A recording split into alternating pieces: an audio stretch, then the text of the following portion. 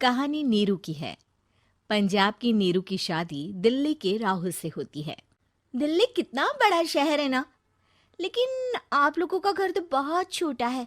हमारे पंजाब में तो ये बड़े बड़े घर होते हैं कि मजा ही आ जाता है। कोई बात नहीं नीरू, मैं भी तुम्हारे लिए बहुत बड़ा मकान बनाऊंगा बहुत जल्दी। नीरू के पिता जहाँ पंजाब के जाने माने व्यापारी थे, वहीं उसका पति राहुल दिल्ली में एक सिंपल नौकरी करता था। माँ, यहाँ तो घी मक्खन इतना महंगा है कि क्या बताऊं। मैं तो तरस ही जाती हूँ घी खाने के लिए। नीरू की माँ को ये सुनकर बहुत दुख होता है। मेरी बेटी को घी नसीब नहीं हो रहा है और ये बहू यहाँ बैठकर घी में शक्कर डाल रही है। देख वनिता, मैं साफ कह रही हूँ, इस घर में जितना घी आएगा उतना ही मेरी बेटी के घर दिल्ली भी जाएगा। अरे, ये क्या बात होती है माँ जी? बेटी का उतना ही करो जो अच्छा लगे। अब क्या मायके से घी और मक्खन तक की सप्लाई करोगी आप? हाँ, मेरी बेटी किसी चीज को तरसे मुझसे बर्दाश्त नहीं होता। अब क्या था, नीरू के मायके में 2 किलो घी आता तो 2 किलो दिल्ली जाता नीरू के पास। एक दिन, माँ, बड़ी गर्मी पड़ती है दिल्ली में। इस घर में तो एक ही एसी है और वो भी ड्राइंग रूम में। सारा परिवार एक ही कमरे में सोता है। हाँ बेटा, वो तो हर घर की कहानी है। यहाँ भी एक ही एसी है। अरे बिल इतना आता है कि क्या बोलूं। तभी वहां राकेश आ जाता है। माँ, थोड़ी देर में यहाँ कुछ प्लम्बर आएंगे मेरे कमरे में एसी लगाने। जरा ध्यान से लगवा देना ना माँ। ओए, ऐसे कैसे तेरे कमरे में एसी लगेगा? हाँ राकेश, एक बार बात तो कर लेता। अरे पापा, वो वनिता को गर्मी में नींद नहीं आती। ड्राइंग रूम में सबके साथ सोने में वो अनकंफर्टेबल है, इसलिए। अरे पूरे परिवार के साथ वहां तेरी बहन नीरू भी तो सोती है। वो नहीं हो रही क्या अनकंफर्टेबल? समझ रहा है ना? अगर एसी लगेगा तो एक दिल्ली में तेरी बहन के कमरे में भी लगेगा, तभी तू लगा सकेगा। राकेश वनिता को सारी बात बताता है। वनिता करती भी क्या, मन मार कर बैठ जाती है। माँ, ये लोग ठीक नहीं है, क्या करूं मैं? अरे बेटी, यहाँ आ जा, तू यहाँ आकर रह ले। अरे छोड़ दे ऐसे पति को। कैसे छोड़ दूं माँ? समाज क्या कहेगा, लोग क्या कहेंगे? वैसे भी मेरा एक बेटा है मयंक। अरे हटा बेटा, तेरी उम्र ही क्या है? इतनी परेशान रहेगी तो काम कैसे चलेगा? खैर, बात आई गई हो जाती है। माँ को लगता है कि नीरू ठीक है, तो वहीं नीरू के मन में एक ही लाइन चल रही होती है, यहाँ आजा। माँ ने तो बोल ही दिया है कि यहाँ आजा। बस मयंक थोड़ा सा बड़ा हो जाए, इन गरीबों को छोड़कर मैं वापस माँ के पास ही चली जाऊंगी। वो इसी सोच में बाजार में चल रही थी कि मैम, आपका दुपट्टा जमीन को छू रहा है। नीरू जैसे ही उस लड़के की तरफ देखती है, देखती ही रह जाती है। हाय रे, कितना सुंदर लड़का है ये। अब क्या हुआ? मैंने कहा आपका दुपट्टा। तो खुद ही उठाकर दे दो ना। लड़का समझ जाता है कि नीरू उस पर फिदा हो चुकी है। वो उससे उसका नंबर लेकर चला जाता है। अब क्या था, नीरू और रोहित में लगातार बातें होने लगती है। मैं हरियाणा का रहने वाला हूँ, यहाँ एक बड़ी कंपनी का मैनेजर हूँ। अच्छा, और कितने बच्चे हैं तुम्हारे? बच्चे?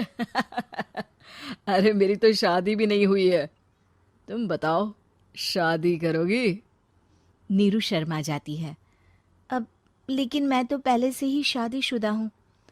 मुझे फर्क नहीं पड़ता, बस तुम शादी कर लो, भाग चलते हैं। बहुत पैसे वाला हूं मैं, हमेशा खुश रखूंगा तुम्हें। नीरू रोहित से मिलकर सारा प्लान बना लेती है और फिर एक दिन घर से भाग जाती है। दोनों शादी कर लेते हैं। शादी के बाद, क्या बात है नीरू, तुम्हें परेशान सा देखता हूँ, सब ठीक तो है ना? हाँ हाँ, सब ठीक है।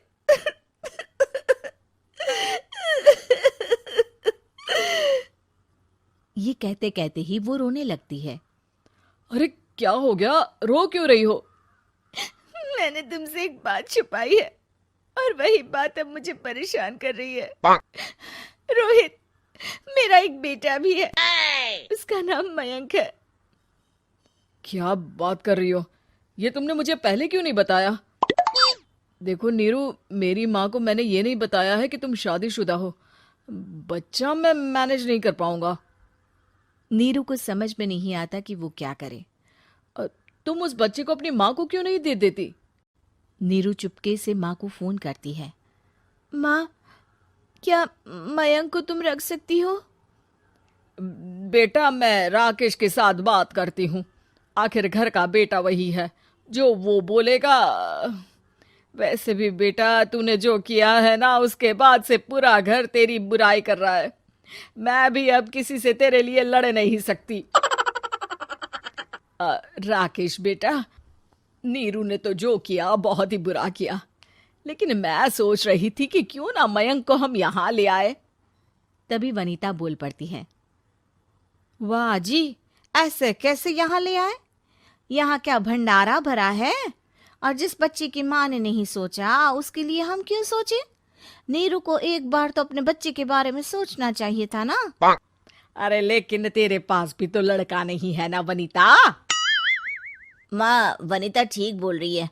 कल को वो बड़ा होकर इसी घर का हिस्सा मांगेगा, तो हम क्या करेंगे? माँ कहती भी तो क्या, वो चुप रह जाती है। वहीं नीरू का पहला पति कहता है। माँ, अगर आज भी वो वापस आ जाए तो मैं उसे माफ कर दूंगा। बेटा, गरीबी चीज ही ऐसी है, क्या करेगा? तू तो अब मयंक का सोच। वो बेचारा तो बिना माँ का हो गया। मयंक के खातिर तो दूसरी शादी कर ले बेटा। लोगों के लाख समझाने के बाद नीरू के पहले पति की शादी रिद्धि से हो जाती है, जिसके पहले पति से 2 बच्चे होते हैं। देखो जी, मैंने शादी सिर्फ बच्चे के खातिर की है। मैंने भी शादी सिर्फ बच्चों के खातिर की है। वहीं नीरू के दूसरे पति के मन में ये बात घर कर जाती है कि नीरू एक मासूम बच्चे को उसके खातिर छोड़ कर आई है। अब देखो नीरू, मुझे लगता है कि जो औरत अपनी कोख का बच्चा छोड़ सकती है, वो तो कुछ भी कर सकती है। कल को तुम्हें मुझसे अच्छा कोई मिल गया तो तुम तो मुझे भी बाय बाय कर दोगी ना। नीरू को अब उसका दूसरा पति ताने देना शुरू कर देता है। तंग आकर नीरू उसके यहाँ से भागकर अपने पहले पति के पास चली जाती है, लेकिन ससुराल में क्या लेने आई है नीरू, मयंक को? नहीं नहीं सासू माँ, मुझसे गलती हो गई, मुझे माफ कर दीजिए। नीरू, अब वक्त खत्म हो गया है, मेरी शादी हो चुकी है। तो छोड़ दो ना उसे, हमारा बच्चा है। मैं आपको अपनी माँ नहीं मानता, मेरी नहीं मान तो बात अच्छी है। नीरू मयंक की बात सुनकर समझ जाती है कि उसके पास अब ना आसमान रहा ना ही जमीन।